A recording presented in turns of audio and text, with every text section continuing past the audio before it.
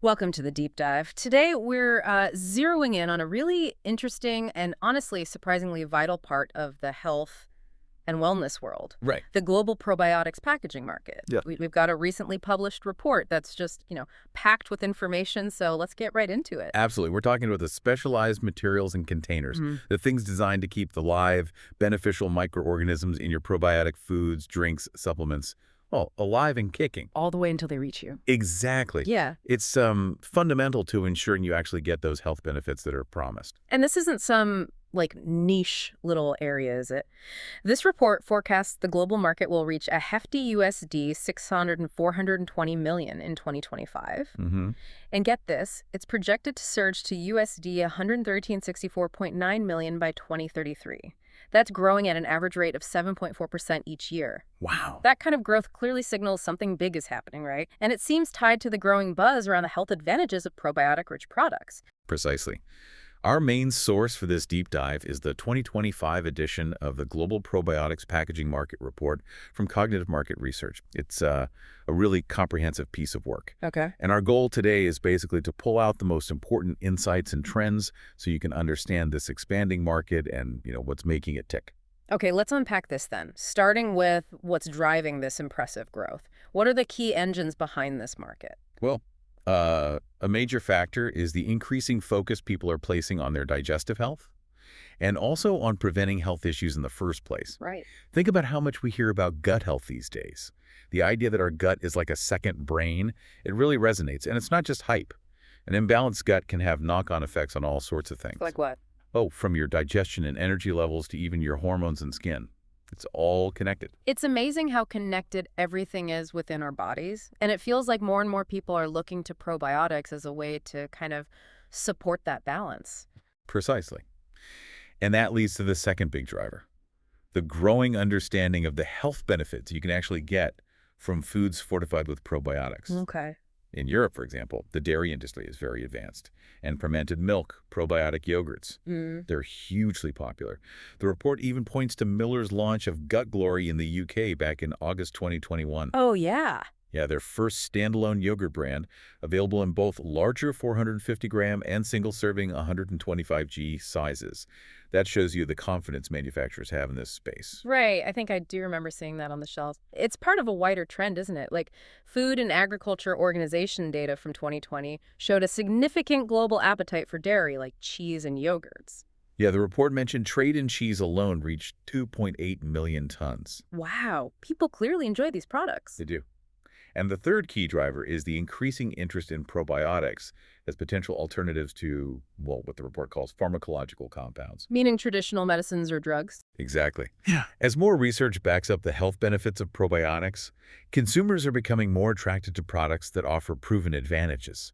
There's ongoing research into how probiotics could serve as natural options, especially for issues in the GI tract. Gastrointestinal. And people are often looking for gentler, maybe more natural, and perhaps more affordable ways to manage their health. That makes a lot of sense. But with all this momentum, there must be some challenges, right? What are the main things holding this market back? Two significant things stand out in the report. First, the considerable cost of research and development for new probiotic strains. Ah, okay. It takes a lot of investment, in labs, specialized equipment, highly skilled people.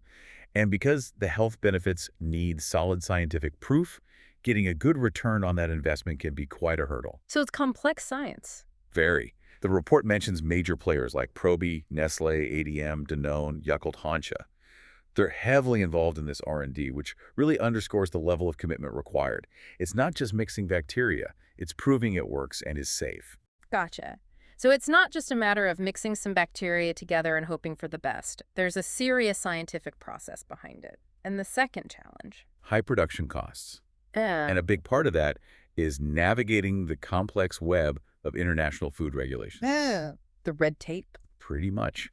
Developing and manufacturing these strains and products in a way that meets all these global standards adds to the overall cost, which ultimately can affect the price consumers pay. Okay, those are the headwinds. Now let's talk about what's exciting. What are the key trends shaping how we see probiotics and that packaging? We're definitely seeing probiotics popping up in more and more everyday foods and drinks. It's moving beyond just the traditional supplements. Right. A 2021 poll in India by Habit Health and Nutrition found over 70% of people are actively prioritizing their diet to boost immunity, overall health, even reduce stress. That's a high number. It is. And this growing consumer preference for healthier eating is directly fueling the market for products enhanced with probiotics. Plus, the report notes that when companies in this sector acquire other businesses, it also contributes to the overall market growth and visibility. Interesting. So we're seeing more probiotic options and more convenient formats. What's the other big trend to keep an eye on? The continuous technological advancements in the probiotics themselves. The industry is really focused on finding innovative ways to improve the quality and the shelf life of these products. And that impacts packaging. Directly. It demands solutions that can maintain that enhanced quality. And we can't forget how important it is to get these products to people. Supermarkets, hypermarkets, and especially online retailers are all playing a crucial role in expanding the market by making these products more easily accessible. The convenience factor. Absolutely. The convenience of online shopping, the sheer variety of brands available. It means consumers have more choices and are likely becoming more informed too. Now, the report also delves into something that has a, well, significant impact on global commerce, the effect of tariffs as of 2025. These Liberation Day tariffs introduced by the U.S., can you explain how those are shaking things up? Absolutely. These tariffs, implemented in April 2025, the stated aims were lowering trade deficits and encouraging domestic manufacturing, but they're creating a ripple effect across the entire consumer goods sector. And that includes probiotics packaging. It certainly does. The tariffs vary quite significantly, ranging from 10% on goods from some countries to as high as 46% on others. And there are also blanket tariffs on imports from China, as well as on steel, aluminum, auto parts. And the consumer goods sector is particularly vulnerable to these kinds of changes, right? Because of supply chains? Exactly. Industries like clothing, appliances, packaged foods, personal care, they're heavily dependent on intricate global supply chains, with Asia playing a really central role. The report highlights the increased trade tensions between the U.S. and China, with both countries imposing retaliatory tariffs. China's trade surplus with the U.S. was, well, massive USD, $102.6 billion in March of 2025 alone. Wow. And we've also seen the EU and Canada responding with their own countermeasures. It's complicated. So what are the immediate consequences of all this for the companies making and selling consumer goods? What are they seeing on the ground? We're seeing a clear kind of triple whammy. The cost to produce goods is going up. There are delays in getting materials needed for production, and overall, it's contributing to inflationary pressures. Not good. No. The report gives some specific examples. Apparel and footwear facing tariffs around 25%, household appliances about 20%, and packaged foods and beverages, which would include many probiotic products, looking at tariffs in the 10–15% range. That's significant. It has a direct impact on existing contracts, forces companies to seriously reconsider where they source materials, maybe even change how products are made. Personal care firms are also feeling the strain, higher costs for imported ingredients, packaging materials. And China's role as a major global supplier makes these tariffs particularly impactful, doesn't it? Absolutely. China remains a primary source for a vast amount of consumer goods sold in the U.S., finished product for components. So when tariffs hit Chinese goods, it's particularly disruptive. It leads to those significant cost increases for raw materials. The report indicates maybe 15–30% rise in many cases. Ouch. Yeah. Combine that with seasonal demand, tight production schedules, it inevitably leads to delays and drives up overall costs. Yeah. Smaller brands, the ones with less financial flexibility, they're really feeling the pinch trying to absorb these increased expenses. It sounds like navigating this tariff situation is a major strategic challenge for businesses. How are they trying to adapt? What's the response? Well, market research has become more critical than ever. It's helping companies really understand their supply chains, identify risks, find alternative sourcing countries, maybe places with more stable regulations, reliable quality control. Makes sense. Diversification. Exactly. It also allows for detailed cost analysis to inform pricing and sourcing decisions. Companies are also looking at optimizing product designs, the materials they use. Can they reduce costs without sacrificing quality or consumer appeal? Tricky balance. Very. Understanding how sensitive consumers are to price changes is also crucial. And of course, staying on top of any changes in trade policy through ongoing market research is essential. You have to anticipate and adapt. So it's a lot of strategic rethinking. Are there any specific actions that companies are taking that the report highlights? Yes, Definitely. We're seeing a clear move towards restructuring global sourcing strategies. Major players like Nike and IKEA are expanding operations in countries like Vietnam, India, Mexico, Leaving production. or expanding, yeah. And they're also adopting what's known as in-market for market strategies, producing goods closer to where they'll be sold. Reduces exposure to tariffs, logistical issues. All right. Many companies are also leveraging AI for better demand forecasting, automating procurement, making things more efficient. There's also a growing demand for more transparency from suppliers. And companies are looking at redesigning products, even reducing the number of SKUs, different product variations, to streamline operations. Simplifying the Right. Ultimately, the companies proving most resilient are those using data-driven insights, staying flexible, and building really strong strategic supplier relationships. Okay, let's switch gears now and talk about who the major players are in this specific probiotics packaging market. What does the competitive landscape look like? The report describes the market as highly competitive. You've got a mix of companies operating globally and others that are more regionally focused. It lists quite a few key companies. Let me see. Amcor, PLC, Sunoco Products Company, Arizona Nutritional Supplements, LLC, Alfie Packaging, Unpacked, Inc., Sonic Packaging Industries, Quite a whole list. Constantia Flexible Group, GmbH, Alpla Inc., Nestle, AB Biotics SA, BioGaia, FlexPack, and Elias Packaging Solutions, Inc. It's a pretty diverse group, highlights the different specializations within this market. And it seems like even major food companies like Nestle are actively involved in innovation that directly relates to packaging needs, not just the probiotics themselves. Absolutely. The report highlights Nestlé's introduction of N3 milk back in November 2023. This product, designed with fewer calories, prebiotic fibers, less lactose, aims to support immunity, muscle growth, bone health. Right. Innovations like this often require very specific packaging solutions to maintain the product's quality and extend its shelf life. So the food producers themselves have a vested interest in packaging advancements. That makes sense. They need the container to protect their investment in the product. Yeah. Now let's take a broader view and look at different parts of the world. Where is the probiotics packaging market currently strongest? Which region leads? According to the report, North America was the dominant region in 2025. It accounted for over 37% of the total global revenue. Over a third. Yeah, which works out to around USD 200 to 375.40 million. This is being driven by a large population of health-conscious consumers and a significant emphasis on sustainability in packaging. Sustainability is key there. Definitely.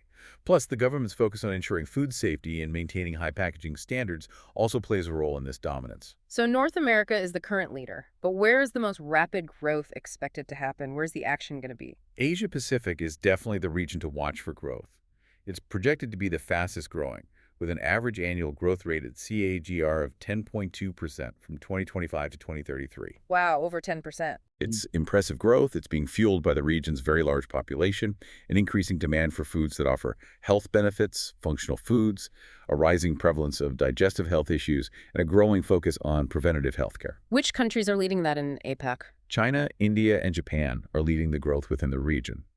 And the increasing adoption of sustainable packaging materials and advancements in packaging tech are also key factors driving this trend there. Those are some significant growth projections. Can we get a quick overview of the market sizes and expected growth rates for some of the other key regions around the world, just sort of round it out? Certainly. For Europe, the market size in 2025 was approximately USD 1861.80 million, with a projected TGR of 6.2% through 2033. So solid growth, but not as fast as APAC. South America had a market size of about USD 243.96 million in 2025, expected to grow at 7.7% annually. The Middle East market was estimated at USD 256.80 million with a projected TGR of 7.9%. Pretty strong. We're up there too. Yeah.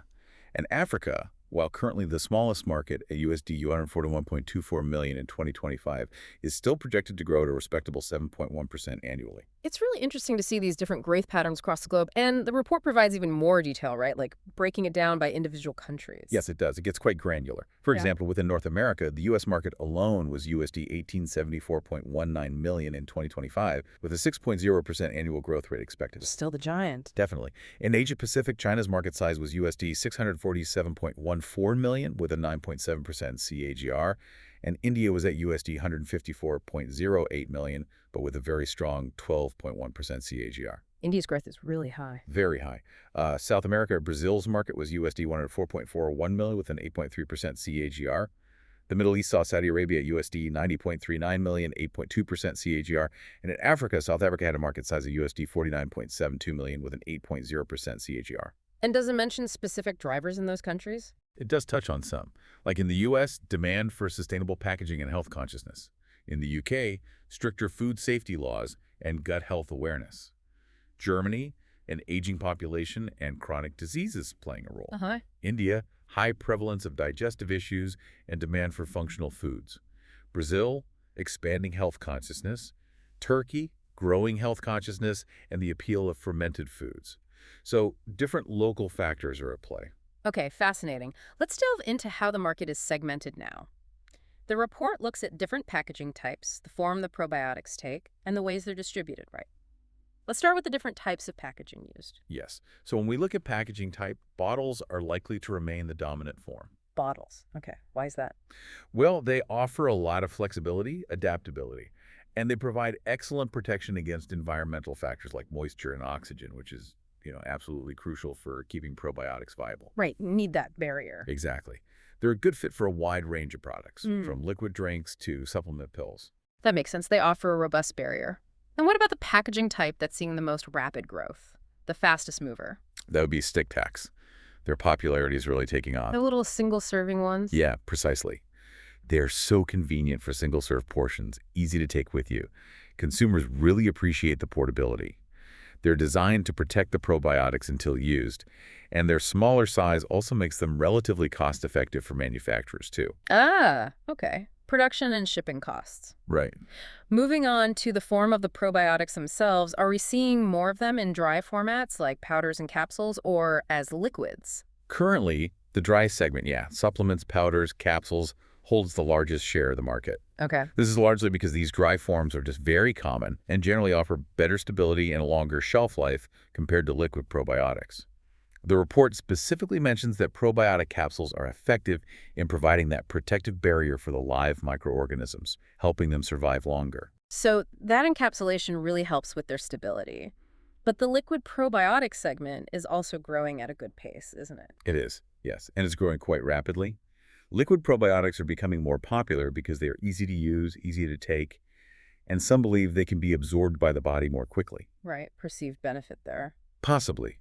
However, because live microorganisms in liquid form can be more vulnerable to their surroundings, the packaging needs to be quite sophisticated, quite advanced, to ensure they remain stable and effective. So more complex packaging needed for liquids. Generally, yes. Bottles, droppers, and those convenient stick packs are all commonly used for liquid probiotics. And we're seeing innovations like tamper-evident seals, coatings that protect against UV light, things to improve their functionality and protection. Okay. Finally, how are these probiotic products typically getting to the people who use them? What are the main ways they're being distributed? The channels. Right. Pharmacies currently hold the largest share of the market when it comes to distribution channels. Pharmacies, interesting. Yeah, they have that long-established reputation as trusted sources for health and wellness products. Consumers often rely on the advice they receive there when buying probiotics, and pharmacies typically stock a variety of formats, supplements, capsules, sachets, all requiring that specialized packaging. Okay. Makes sense with the health focus. And where's the most significant growth happening in terms of where people are buying their probiotics? Which channel is growing fastest? The online retail category, that's the fastest growing distribution channel, according to the report. Not surprising, really. No, not at all. More and more consumers are turning to online stores because of the wide selection, often competitive prices, and just the sheer convenience of doorstep delivery. Yeah, can't beat convenience. Plus, the increasing awareness of health information online, the availability of detailed product descriptions. It's building consumer confidence of buying probiotics this way. And the COVID-19 pandemic definitely accelerated this trend too. Right. People shifted shopping habits. For sure. Looking for ways to shop without going into physical stores? Well, this has truly been a deep dive into the global probiotics packaging market. Let's try and bring it all together with some key takeaways. What stands out? Absolutely. I think the big picture is that the global probiotics packaging market is substantial right now, and it's set for significant growth in the years ahead. Yeah. It's primarily fueled by people becoming more aware of their health and that increasing demand for foods that offer specific health benefits.